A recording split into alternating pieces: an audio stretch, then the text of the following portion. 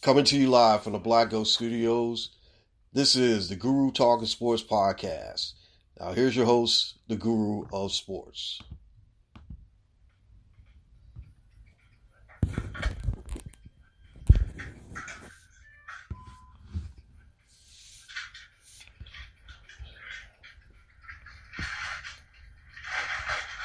Alright, so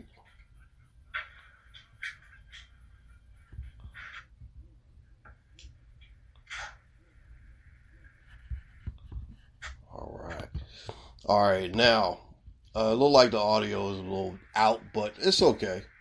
Now, hello sports fans, this is the Guru of Sports Talking.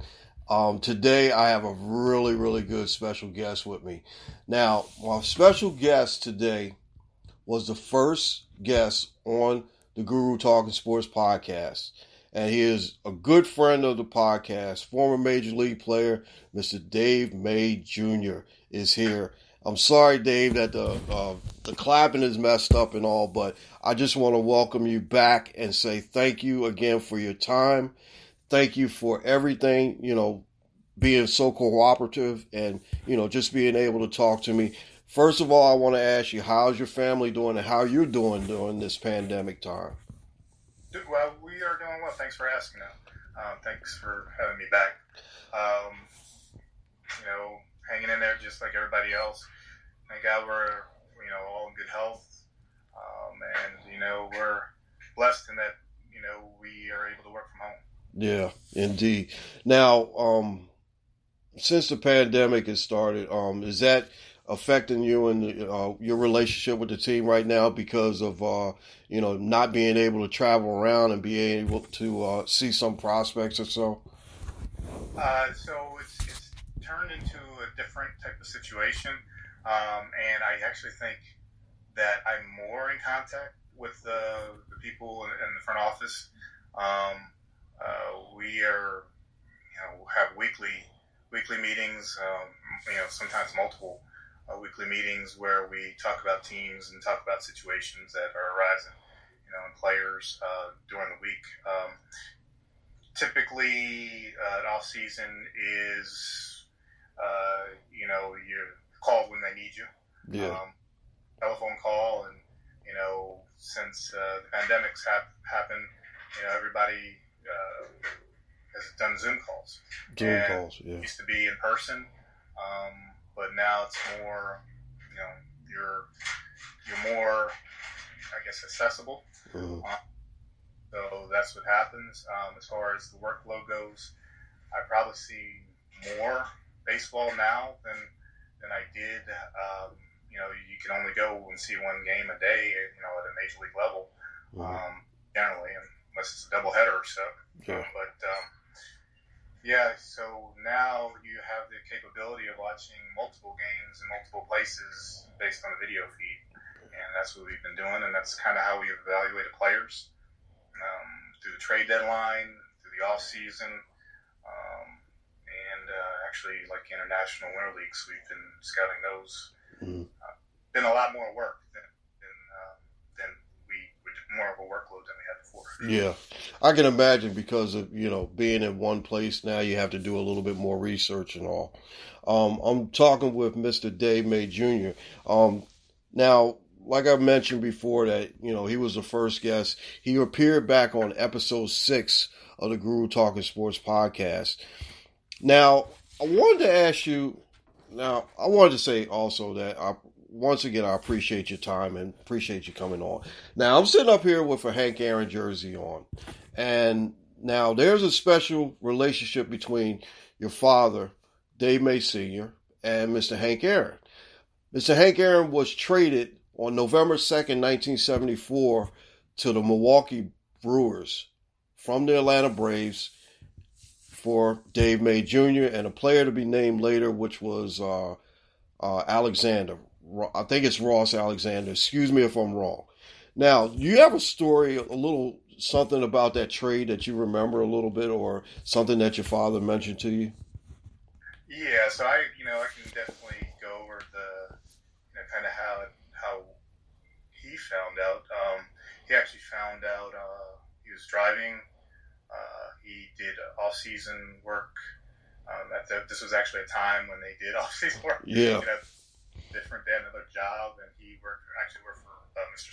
Bud Selig, who had a car dealership in Milwaukee. So he would appear for Mr. Selig, and he got a phone call that he was going to be traded, and he he asked who it was for, and it was for Hank Aaron, and he was shocked.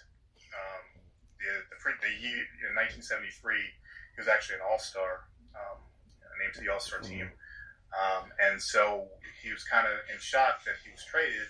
He asked who for, and he was like, it's going to be Frank Aaron. And he said he was honored at that point. Just in that,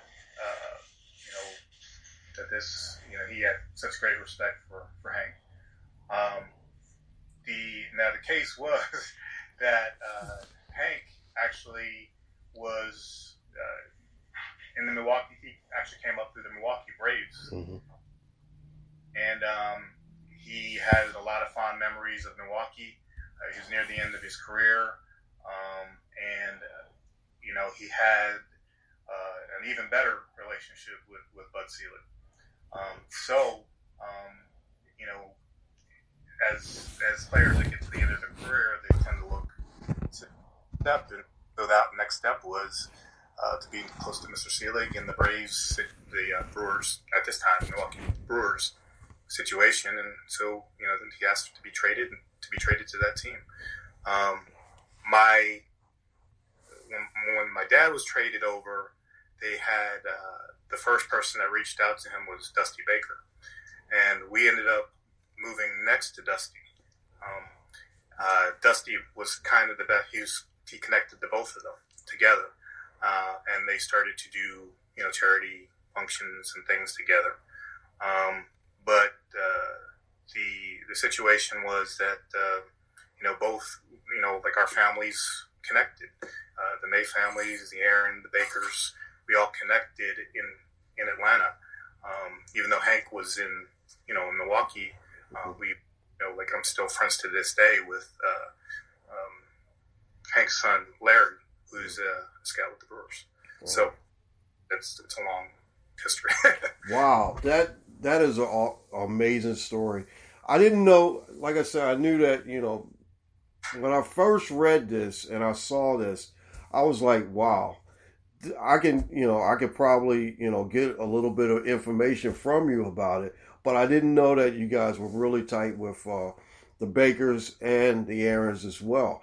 But that is amazing. And if you can, would you, like I said, would you please pass on my condolences? Because, like I said, I was a really big Hank Aaron fan, and like I said, when his death, I had a letter. I think it was a couple episodes back. I had a letter that I wanted to write to him and tell him how much I really appreciated him, and I never got a chance to send a letter. But I just want you, if you can, just reach out to them and tell them that, we still have, my condolences go out to their family as well.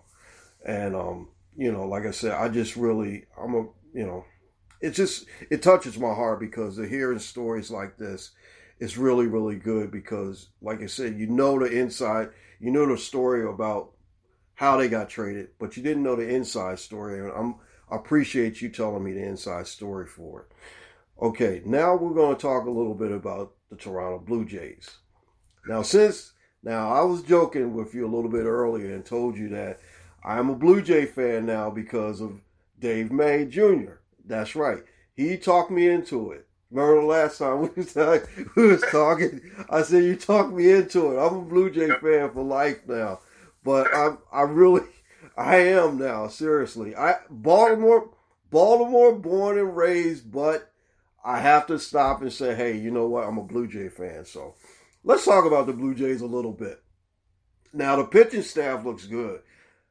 Hanju Ryu, Robbie Ray, Steven Matz, Tyler Rourke, and Ross Stripling, the former Dodger. That is a good starting rotation. I really think that this, got two former Dodgers on there. Steven Matz is a really good player that came over from the Mets, and he's really, these guys look pretty good. Your bullpen, I'm just going to mention a couple names here. David Phelps, A.J. Cole, and Tyler Chadwood. Now, how did you guys, you guys got Tyler Chadwood. That is a good addition because as a player, he's amazing. I really liked him when he was out in Colorado. What do you think about your pitching staff right now? Well, I think that it's kind of like, so for our starting staff, I think we have a lot of depth. Yeah. I think there's we have potential to get better. We have like with Ryu, I think we have an idea of what we're going to get from him. He's going to compete. He finished third in Cy Young voting last year. Yeah. So I mean, he you know what you're going to get. Just long, just hope, that he stays healthy. Robbie Ray, I think when he struggled in Arizona, we've kind of worked with him to change.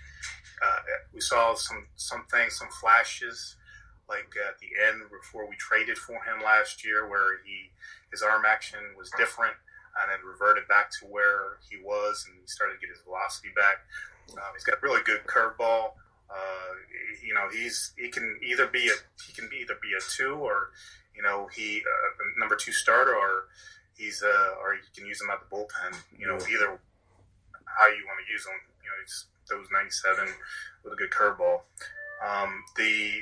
We'll be anxious to watch the development of Nate Pearson. He's a rookie. His big thing is he throws 100. It's a really nasty curveball and a changeup. He needs to develop his feel. He needs to stay healthy. Right now, he's got a groin injury. Let me see. The back end was kind of disappointing to watch Tanner Roark last year, but he's been a 4 starter that eats innings, and that's like really undervalued. As you mentioned, Stripling. I mean, you're just waiting for him to take that next step, but he's a solid number 4. And then, Steven Matson, I knew as an amateur scout. He's a left-hander that throws 3+ pitches, and it's always been a matter of just, again, with him, with health. And hopefully, with him pitching at the back end of our rotation, we kind of limit his innings and see a more effective guy than he's been previously. And as far as the bullpen, I think we made some nice adds. I think the way that we view it is that we need depth, and we kind of like we see what the Rays do, and we envy kind of what they did. Just so many different arms, and just have that depth that you have more arms and you have spots, on your roster. Chatwood's always been an interesting guy in that he's a power arm, and he's got a above average slider. It's a matter of getting him to throw more strikes, and we feel comfortable in our pitching staff or pitching coaching that it would help. Thinking as addition you didn't mention was Kirby Yates, who has been a closer at the and really successful closer. I think that to go along with other guys like Rafael Delis, and some others, that we'll have on staff, I think we've got some really sneaky quality bullpen arms. And you mentioned A.J. Cole, and I feel comfortable with him in the middle and 6th and 7th innings. So it's there's a path that you can get to the end of the game real quick. I think that, like I said, I did see a couple other guys that you mentioned and I didn't mention. They look, and I didn't know that the first person you mentioned was a rookie. I thought he was there for a little bit. This team looks good. This team looks good pitching wise, and like you said, there are some players on there that can basically, if they can take the next step, there's going to be a pennant waiting for them at the end. I think at the end of the year. So, yeah, I mean, we have a really, I mean, you're looking at, you have a bear at the top of the division right now. We're not afraid of them, with the Yankees, but we respect that you're going to have to be on top of your game to beat them, they've been injury prone the last couple years, so we'll see. We'll see what happens. Yeah. Now, what I like about the Blue Jays a lot is that their youth movement. You guys wasn't scared to make some moves to get the youth in there, and the three players that I'm going to mention, Vladimir Guerrero Jr., Kevin Biggio, and Bo Bichette. Now, their fathers were great stars in baseball in the league, and believe me, it seems like they're going to be very, very good players as well. Now, like I said, everybody knows about Vladimir Guerrero and Jr., and we knew that, he just mentioned that he dropped a few pounds. He's going to be sharper. He's going to be very, very sharp this year. And like I said, I'm looking forward towards him being a really, maybe an MVP candidate. I'm seeing it. I think it's going to happen. He's going to be in the MVP conversation. And, Bo Bichette, his father was a great player as well. But, the son of the Hall of Famer, Mr. Biggio, I like him. I think this guy is awesome at third base. Awesome player at third base. Now, he's a really interesting player in that he can play all over the field. So I think that's the key with him. But he's a really good player. Yeah, I did see him on. Like I said, I looked at you guys' depth chart. And I've seen him basically almost in every position in the infield, which is a value to have because, like you said, if somebody goes down, then you basically can put him there and he can feel comfortable playing that position.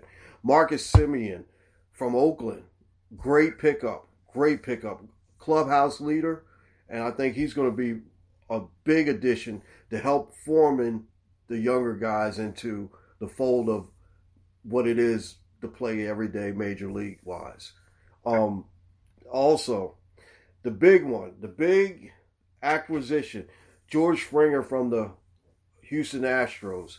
That is going to, like I said, this is why I see the Blue Jays winning the division this year. I think that with the young players that they have, the good infield, the solid infield, Gurriel in left field. We got Grichich, which is a pretty good player as well, that came over from St. Louis, former St. Louis Cardinal player. Teoscar Hernandez, Jonathan Davis. I think this team is going to be very, very good this year. And very, like I said, I'm not worried about Tampa Bay. I said it, yes, the Guru said that. Dave didn't say it, the Guru said it. I'm not worried about Tampa Bay. We got to fight off the Yankees. I hate to say this, but the Orioles is not going to put up a fight. Boston might be a little bit better, but I still think that Toronto is going to be where they need to be this year. What do you think? Yeah, I think we'll be definitely competitive. We should be in the hunt, for the playoffs, and that's the thing. Once we get in the playoffs, anything can happen. But yeah, we're a young team, and I think last year it accelerated things, and that we got to even though it's a short season, we got the younger players. They now got the feet wet. They feel comfortable. Not that they didn't, they played with confidence before. Now they know they can play there. Yeah, and that's one of the things I really like about the team. It's like they took the first step in a shortened season, and now it's going to be a little bit of a haul. Now they know how to play and how to win probably, like I said, I'm talking division right now. Okay. I'm talking division. Seriously, I am talking division. I like this team. And to tell you the truth, I usually get the MLB package every year. I didn't get it last year because of the pandemic, and I was able to watch a lot more baseball. But I'm definitely going to be looking at the Blue Jays a lot more this year as well. So, just to let you know. Okay. All right. All right. So in the division, Boston, Tampa Bay, and the Yankees. The biggest threat is always the Yankees. I know. So, what do you think about this division right now as a whole? It's going to be. It's always going to be a dogfight. Just that it's we all every one of the teams in a division. Well, let's say four of the teams in the division are great, like really hitting. So you can get into high scoring games, and they're tough on your bullpen and those different things. And then Tampa Bay is just is really great at pitching. So they're so deep, which allows them to compete year after year, and they play really good defense and they're athletic. Out of those, out of division, I think we'll see, but it generally, I think we're looking at the top three pretty much staying the same as it was last year. It's just a matter of where you finish up. Yeah. where everybody will finish up. I think the Red Sox, when you look at the lineup, when you look at the names, you're really, you understand that a lot, could happen. But it's when you start to break down the team, it's kind of reliant on pitchers that have health injuries or health issues, and a bullpen that was like the second worst in baseball last year. Mm-hmm. And they addressed it. So, but those, we'll see what happens.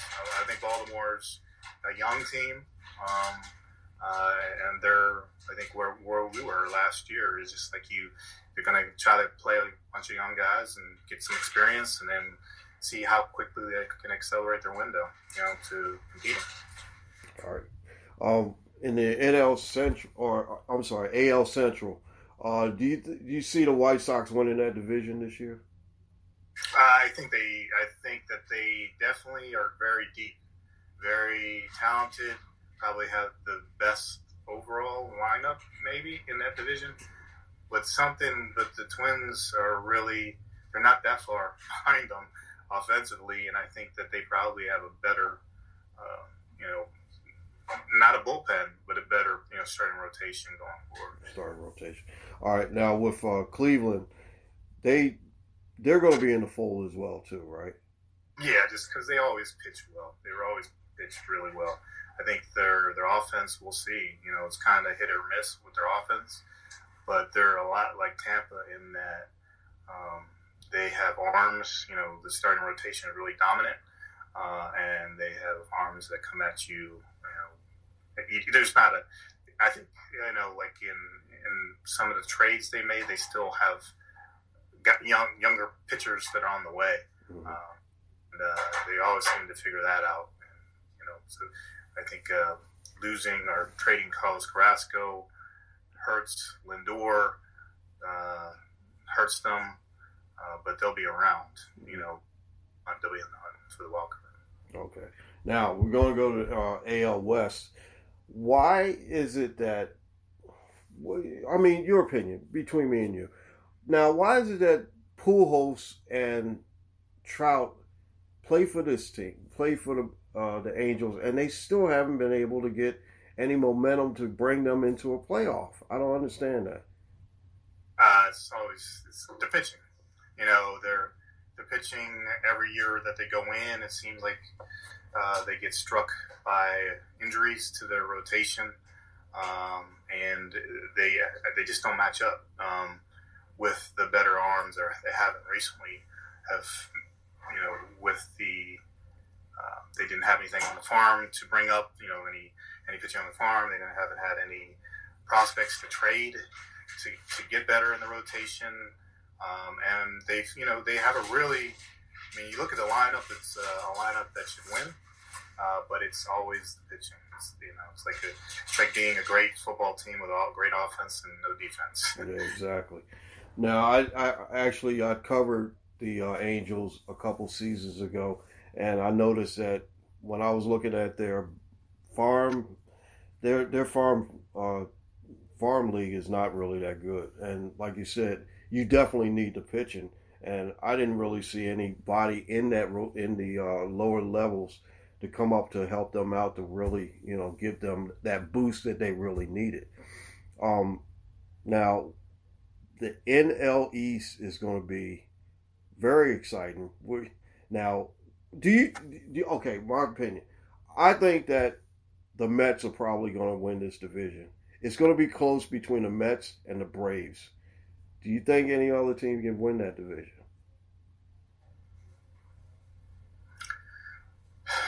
I think it's going to be tough, but yeah, it's between those two for me.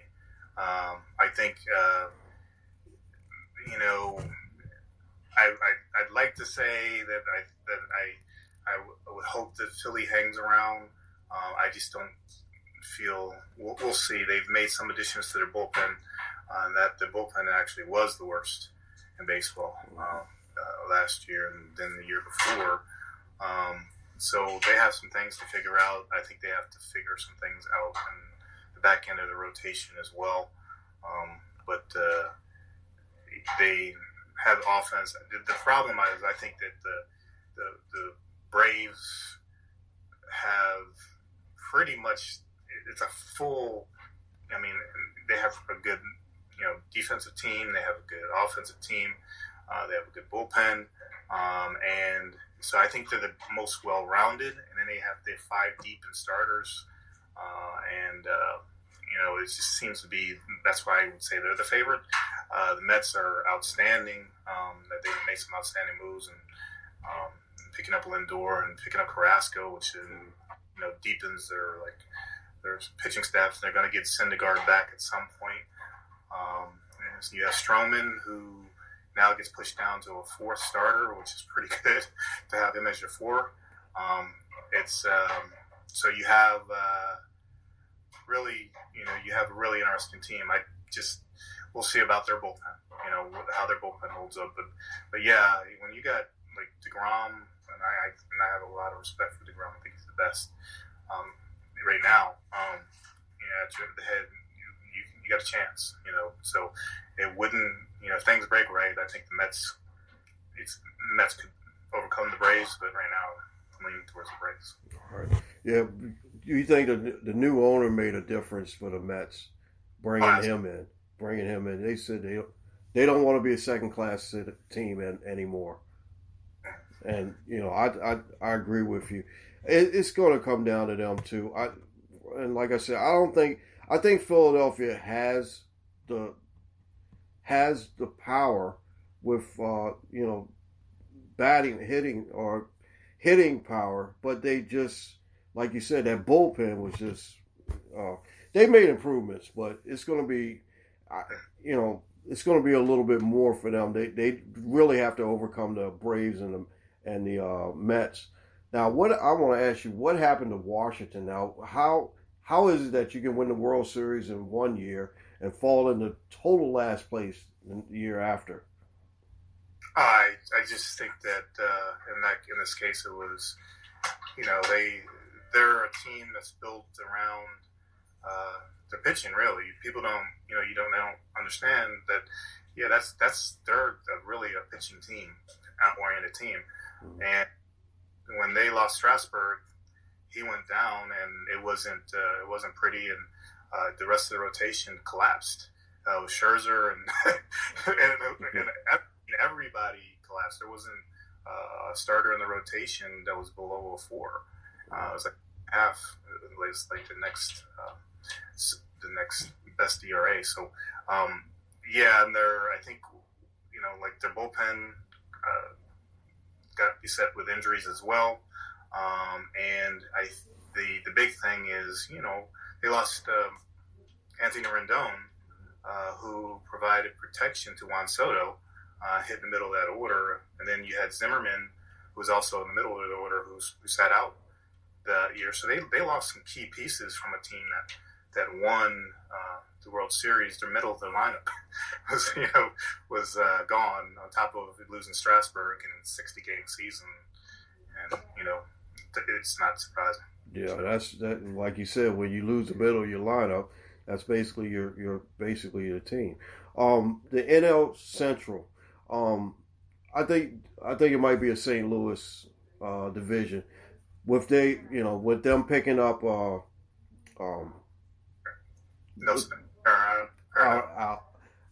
let you say it.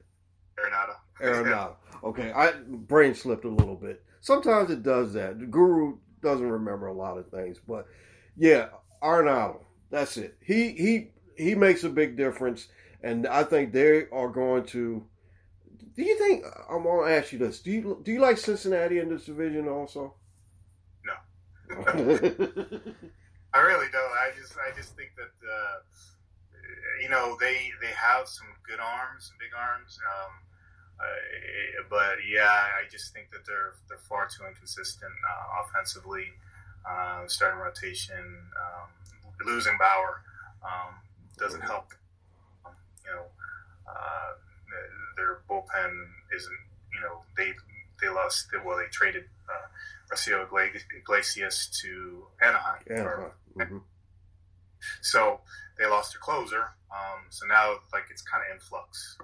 So we'll see what happens. But in that division, as you kind of alluded, I think it's St. Louis is the team that's the most complete, and they don't beat themselves. That's the thing about St. Louis is not only are they and people may not know, but when you look at it, the analytics are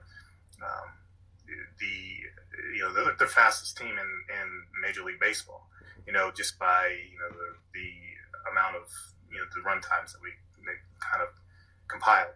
So they're the fastest team. They play the best defense. They're really in every game, and then they pitch well.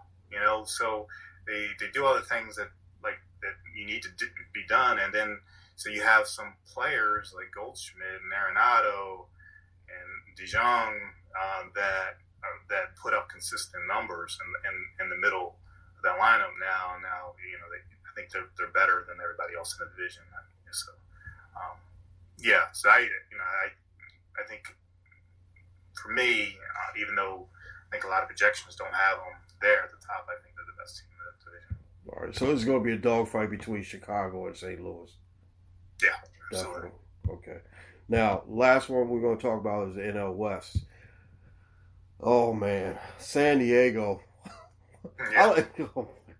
I like both teams because at what I do when I write for Cali Sports News, we cover the Angels, the Dodgers, and the Padres. And believe me, when you got two teams in the same division that are really good, like 1 and 2, and maybe in baseball, and you have to write something for both of them, it's a lot. It's a lot. But what do you think? Who do you think is actually just a step above that's going to take that division this year?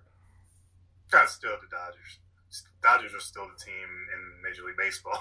that is the team that I just think their farm isn't as strong as it was, and they used a lot of their farm to build up to this team the same way we just saw San Diego do.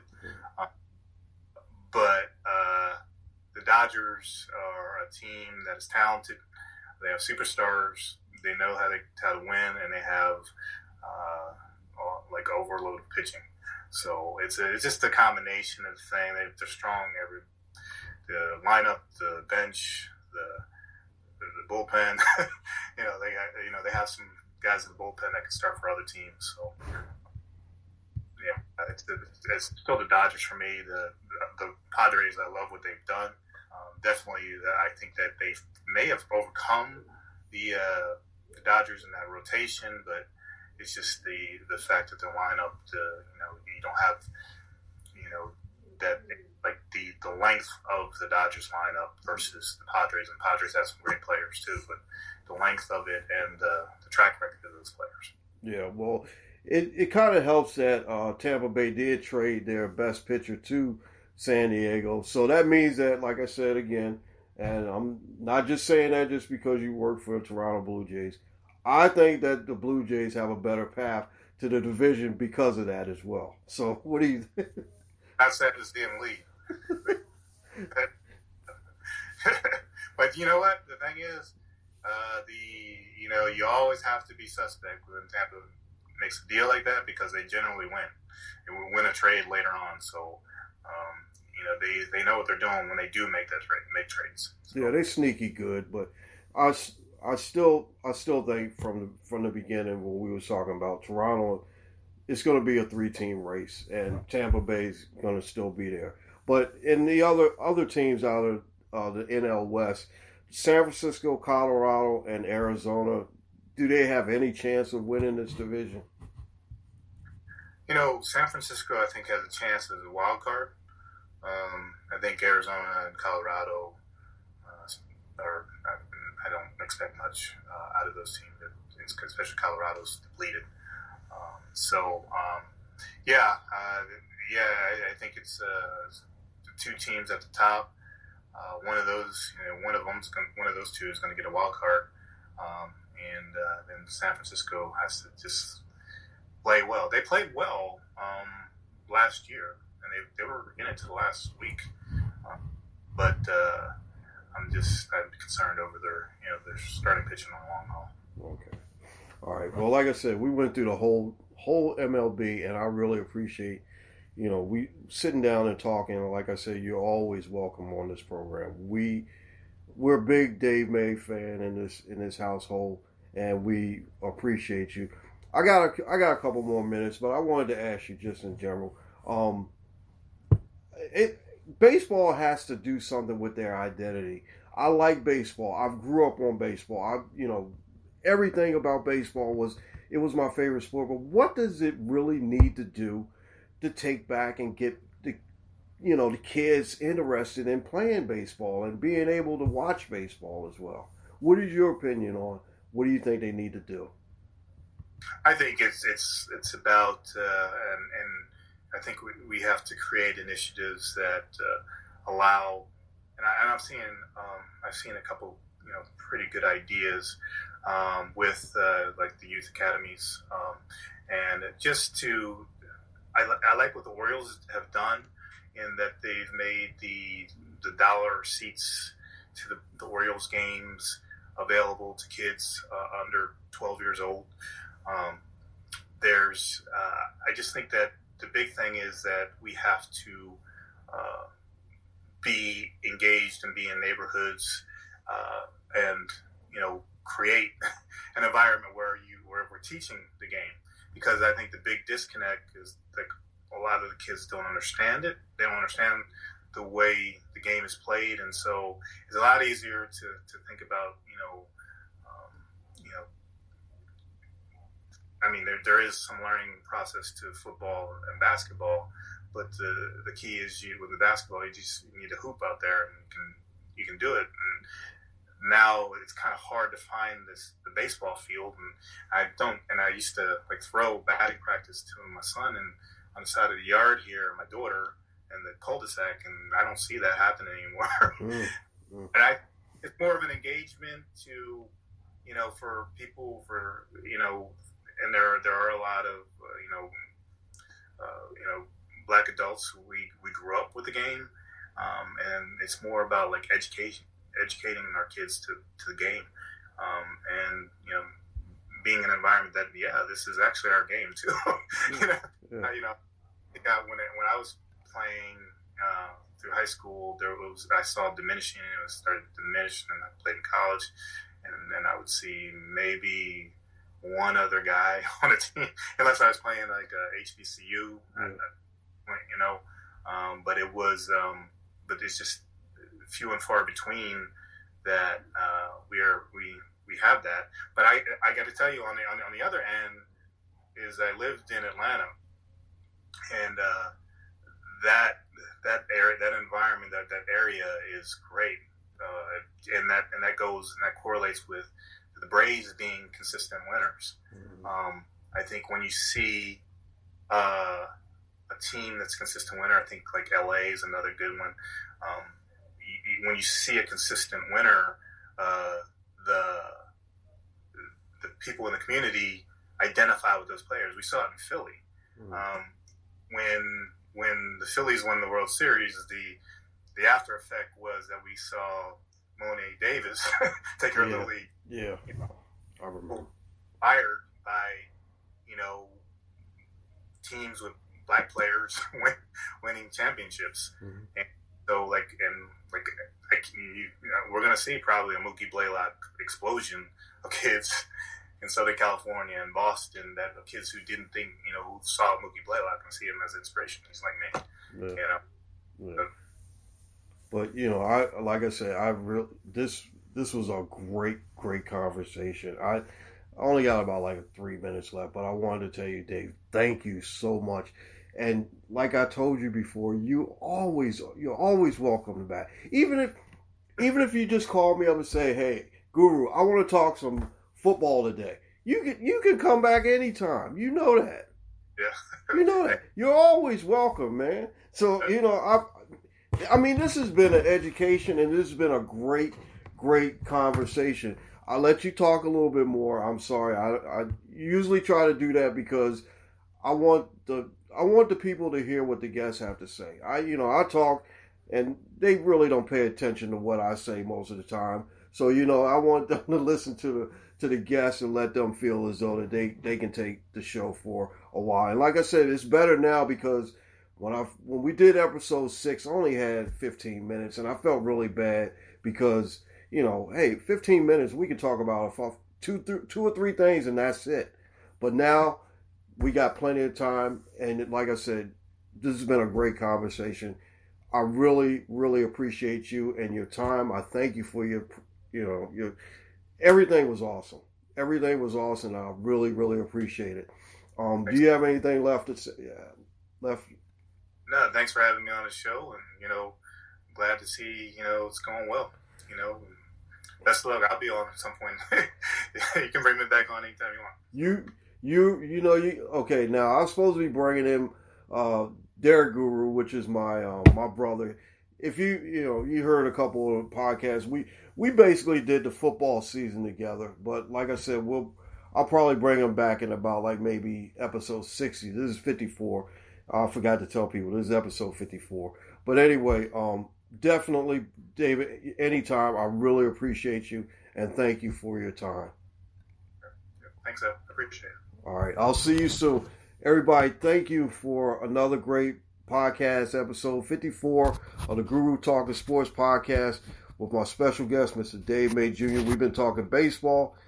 I got to get out of here, but I just want to say thank you all, and definitely listen to what we got to say. Take care. Later.